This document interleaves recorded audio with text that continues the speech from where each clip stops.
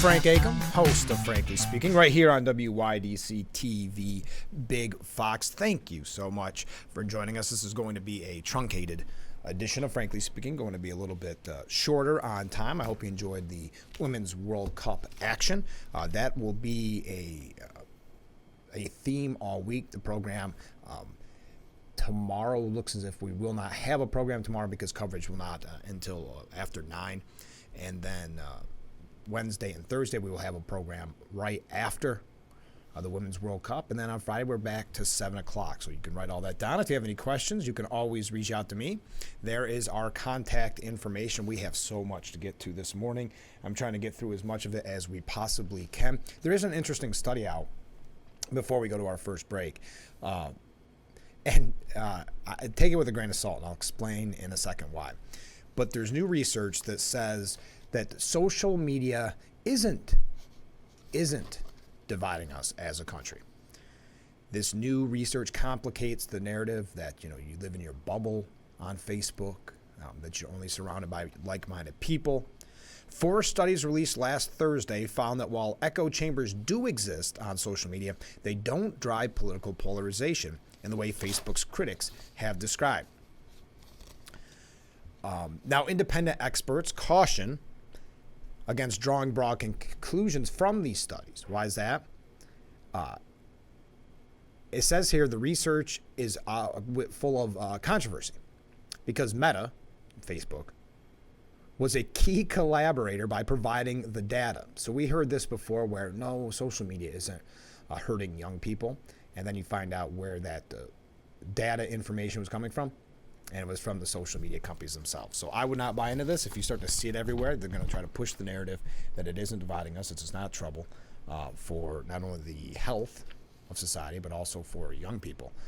So again, I just thought that was kind of funny. We've got a lot to cover. I know that was kind of a weird one to start on. It's going to be a smaller edition of Frankly Speaking. We've got about a half an hour together, so please contact me. When we come back, we are going to talk about that amazing coincidence that the DOJ is trying to jail a key Hunter Biden witness, that's Devin Archer, on the eve of his congressional testimony. What's the chances of that? Let's see, last week we had Jack Smith throw more charges on former President Trump in a way to distract the media because the media did not want to report on Hunter Biden's plea deal going by the wayside. So they covered it at first, and then, like they said on The View, we're sick of covering it. Well, I think if you look at the history, they didn't cover it. But anyway, so that was the excuse they needed. They could focus on Trump as they like to do and attack him. So we're going to talk a little bit about that. We do have an update on Dr. Fauci when we come back. So stay with us. This is Frankly Speaking here on WYDC TV, Big Fox.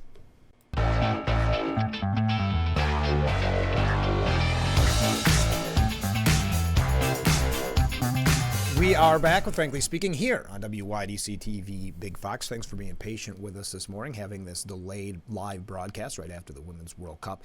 I do want to remind you that tomorrow starts the 181st Chemung County Fair.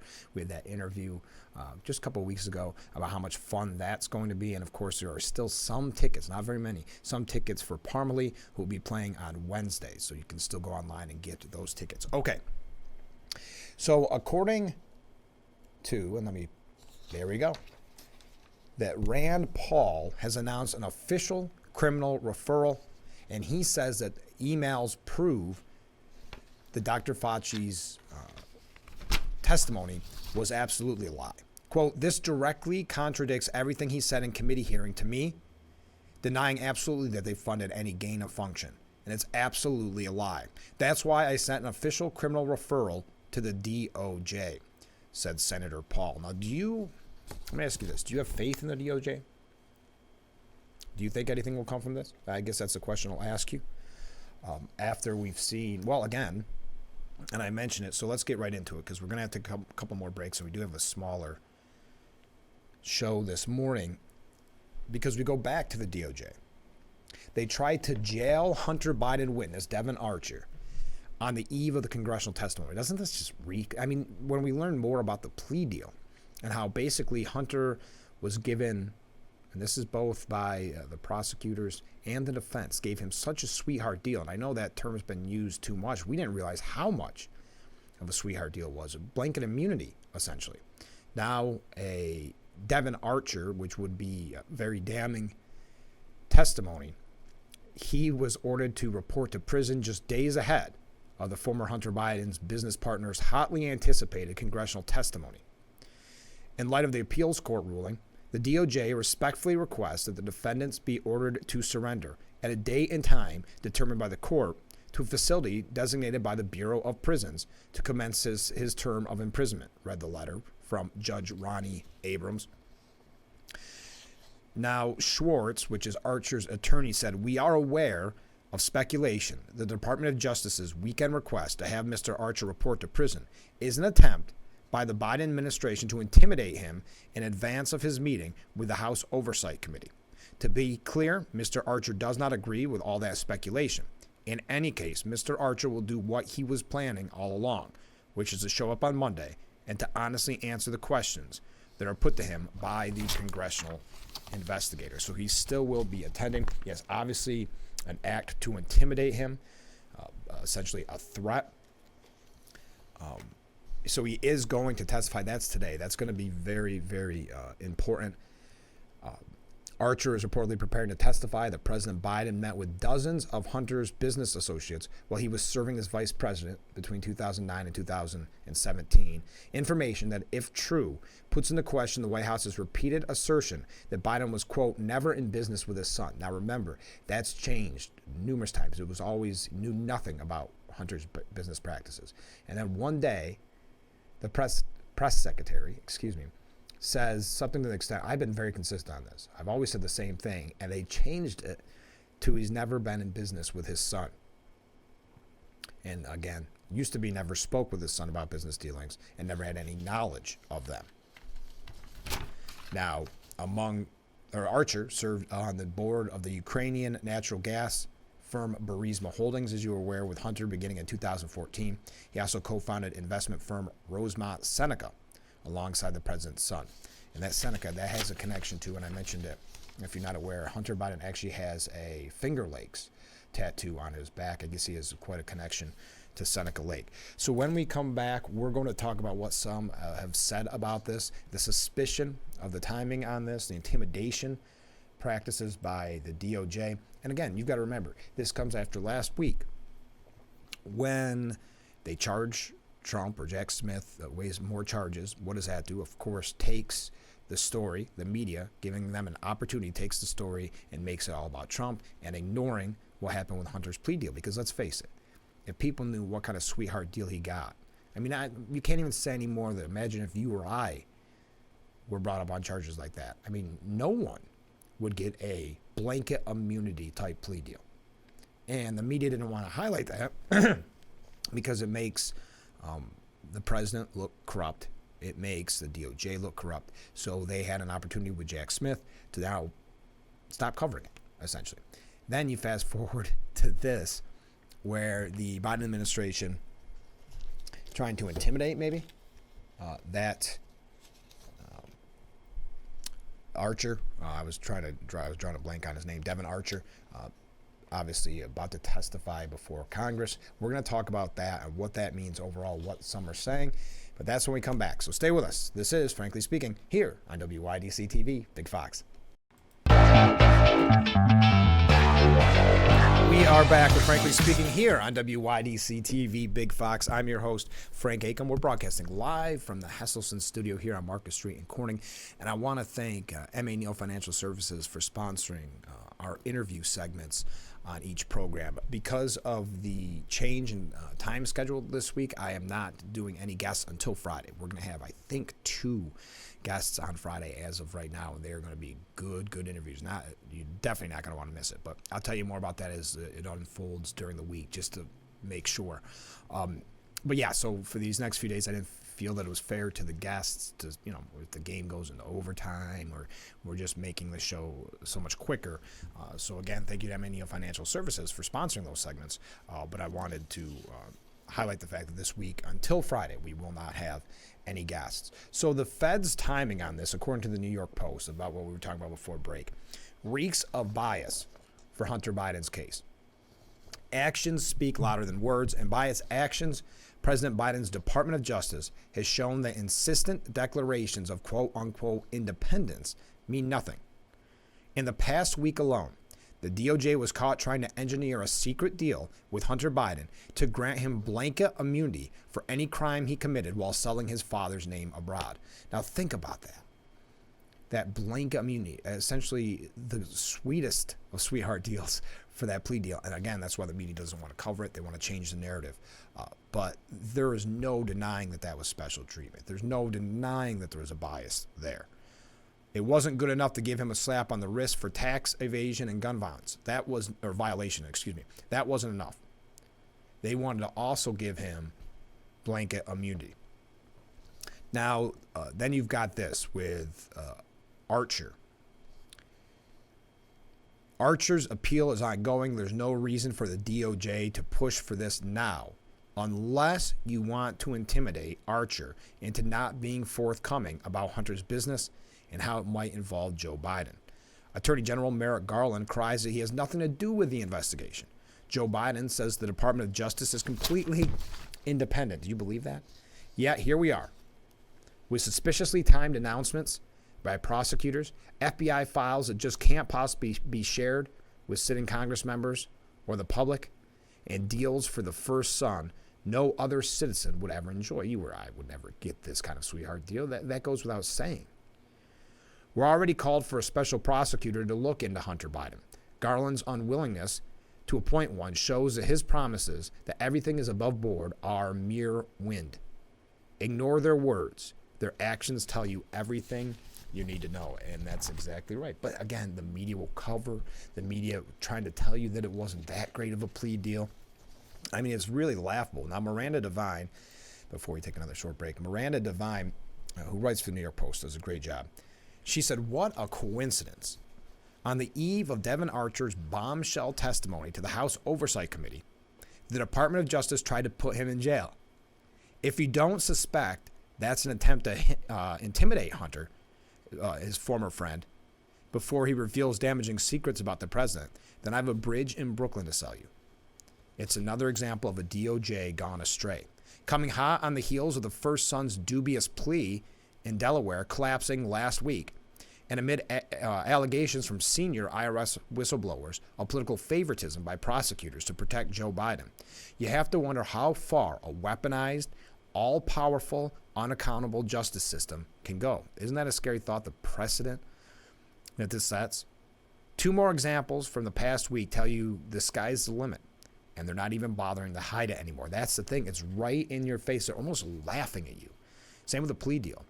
Not only was this plea deal, before we knew about the blanket immunity, a great plea deal that no one would get, then they just basically laugh in our face and say, no, it has blanket immunity in there too. Thank heavens for that judge for seeing through that.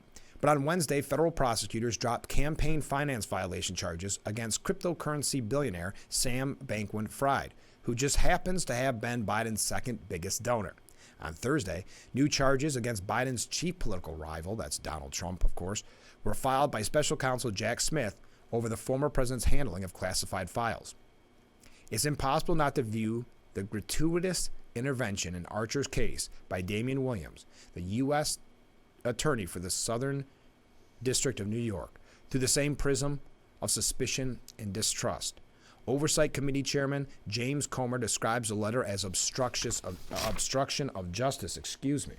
I'm trying to go a little too fast here. In an interview with Fox News' Maria Bartiromo on Sunday, he decried the lengths to which the Biden legal team has gone to try to intimidate our witness, to coordinate with the DOJ, and certainly to coordinate with the Democrats on the House Oversight Committee to encourage people not to cooperate with our investigation. And this goes on top, and I know this is how I mention this a lot, but the media is not covering this either. So they're doing everything they can to protect Biden. And, former Congressman Joe Sempolinski was on the program. I always thought he had a good point. He said, you may not like Trump, but you definitely don't like the deep state. So does this type of thing play into the former president's hand when he runs for re-election? Because people are sick of seeing, and I hate to use it because it's cliche, but a two-tier justice system. A certain set of rules for the powerful and a certain set of rules for everyone else. and the weaponization of the DOJ against a political rival, Biden's political rival, main political rival, Donald Trump, is it the straw for a lot of people? Now, we don't have time to go through this whole piece, but Miranda Devine also had something to say that I thought was a really good point. Oh, hey, we don't have a guest. I'm just opening the door. Okay, so she had one other good point. We're on live on the air. Yeah, because World Cup. Before you say anything. Okay. Guests coming in. It's a little different hour. So Miranda Devine also had in this piece about the kind of the rhino Republicans. This happens so often. I thought this is completely unrelated to Hunter, but she said Senate Republicans rushed out last week to sabotage House Speaker Kevin McCarthy's efforts to hold Joe Biden accountable. Why else would they join Adam Schiff in criticizing McCarthy for raising the prospect of an impeachment inquiry in the face of an avalanche of evidence and allegations of corruption against the president? If Senate rhinos think impeachment is a bad idea, they should counsel their House colleagues in private. And that's a great point.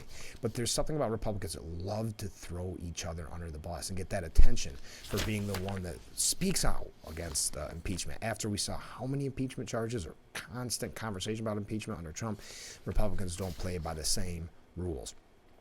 All right, so I just wanted to mention that. You can find that at the bottom of that piece by Miranda Devine. Let's take another short break, and then we'll be back with Frankly Speaking here on WYDC TV. Big Fox, please stay with us.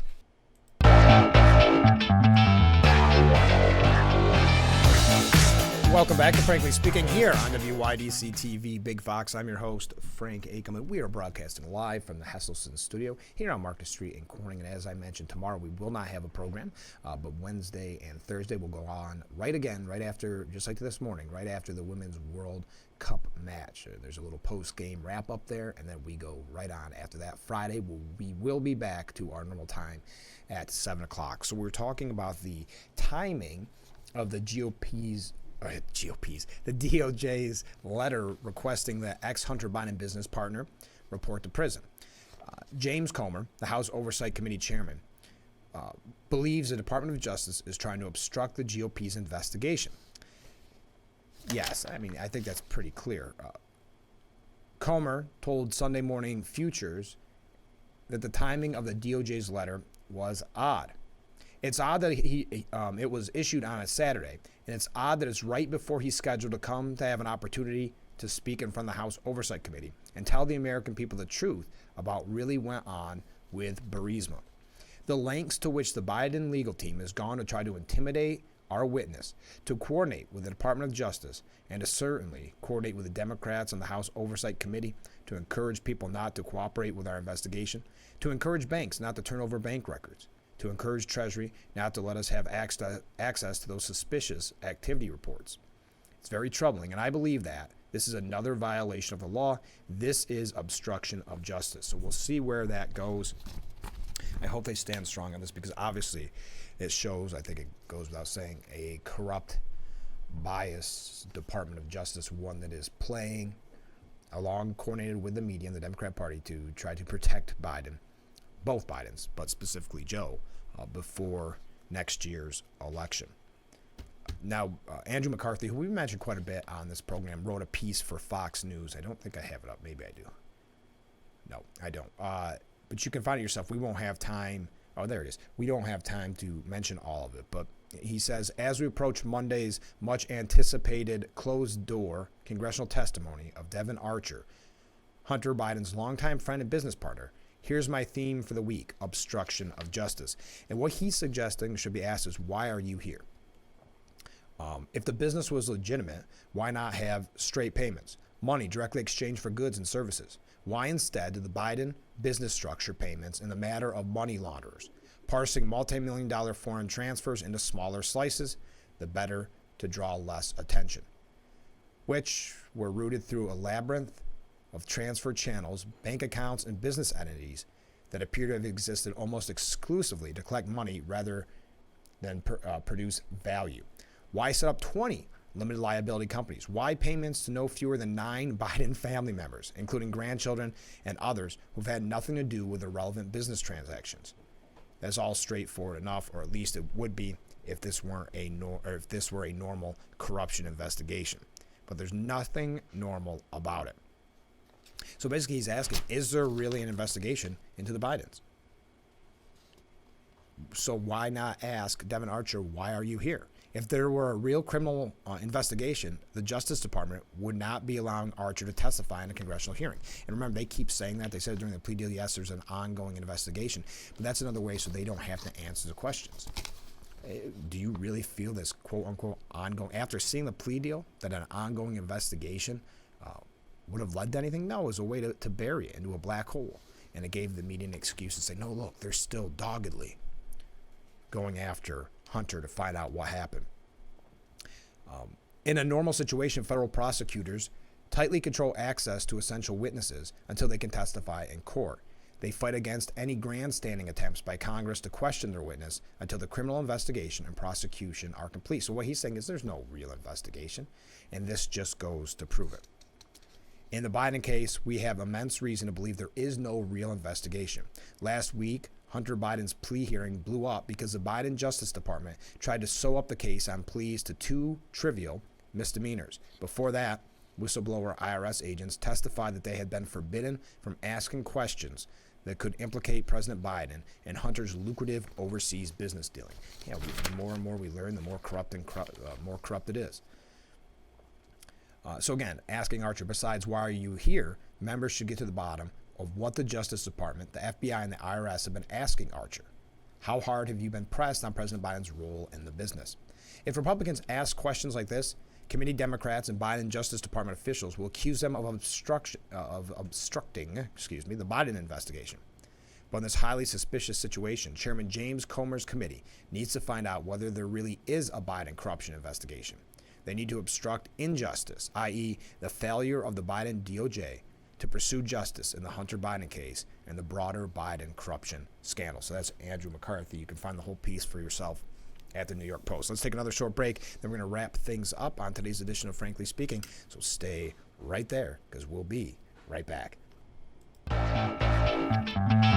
are back with Frankly Speaking here on WYDC TV Big Fox. I'm your host, Frank Acom, and we're broadcasting live from the Hesselson studio here on Marcus Street in Corning. Thank you for being patient as the Women's World Cup game ended. We went live on the air, so it's a little bit different time. It's a truncated edition of Frankly Speaking. Only got a few minutes left.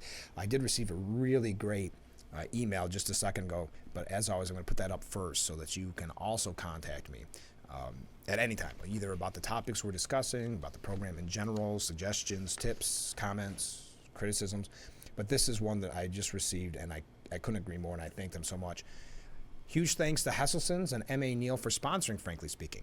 As viewers, we need to make sure we thank advertisers with our support. And I like that email very much. Thank you. Yes, we have great sponsors here that believe in the show and believe in the important work I think we're doing. I say that humbly, but making it about community. And I think you'll see that on Friday with some of our guests, and you've seen it numerous times with the guests that we've had, and that's why I keep mentioning, because we had a representative on last week or the week before for the Chemung County Fair, which actually starts tomorrow. It's the 181st annual Chemung County Fair. Starts tomorrow. There are still some tickets for Parmalee on Wednesday, so get those quick before it sells out. You're not going to want to miss Parmalee, and that's with special guest Claudia Heuser and Justin Rayner. But there's so many fun things to do at the Chemung County Fair. You can find out more online, or you can, and that's ChemungCountyFair.com, or you can, to find out more about tickets, call 607-558-2775. So Chuck Todd says over the weekend that when the GOP base realizes Trump is unelectable, it may be too late. I just think that's kind of interesting.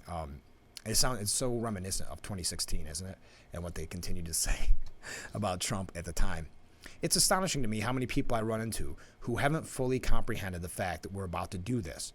I think that when it becomes clear that the public's uncomfortable with this, it may be too late, and he may already have the nomination. So who are these people that he's talking to? Is this the Chuck Todd bubble that we're supposed to believe in?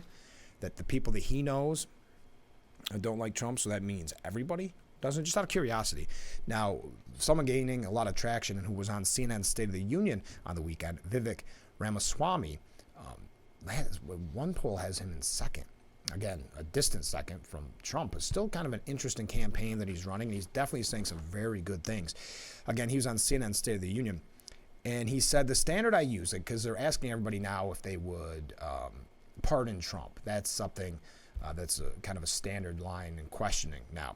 He said the standard I use as our next president is what moves our country forward. What is the right thing for the United States of America? I would pardon him.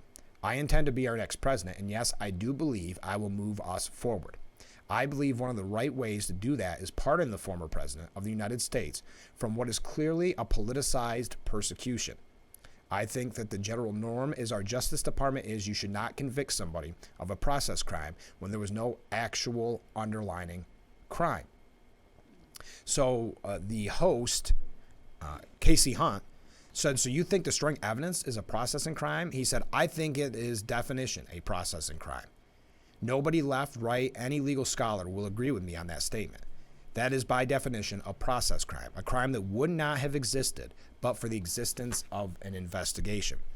Nikki Haley also saying, I don't want a division over a president serving years in jail. Yeah, you think about the optics of that, what you think that means for the country. Again, there's still that kind of delusion syndrome, so people don't care.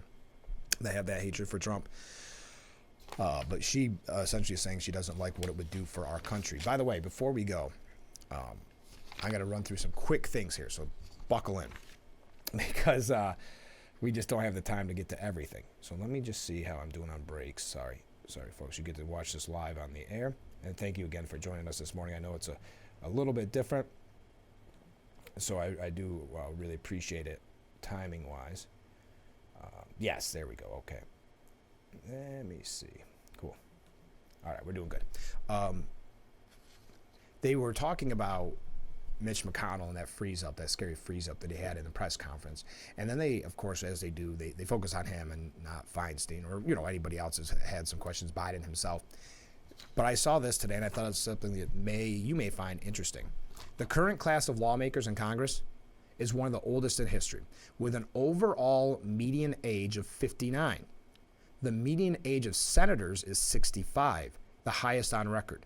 In the House, the median age has hovered between 57 and 58 for the past decade, higher than any year before that period. Isn't that kind of interesting? I just found it something that maybe you'd be interested in. So Governor Hochul is back to using the executive or the emergency powers, to sign poorly vetted deals. No sooner did the COVID emergency fade from Governor Hochul in May than she declared yet another one, this time for the flood of migrants swamping New York. And now she's once again using the powers that come with such a declaration, issuing contracts without the state comptroller's advance. Okay, are you ready for this? The two contracts that she used this emergency power on totaled $1.6 billion for migrant housing services to be provided over 5 years by two Texas firms. It's a dangerous practice, to say the least. It's not the right way to do things.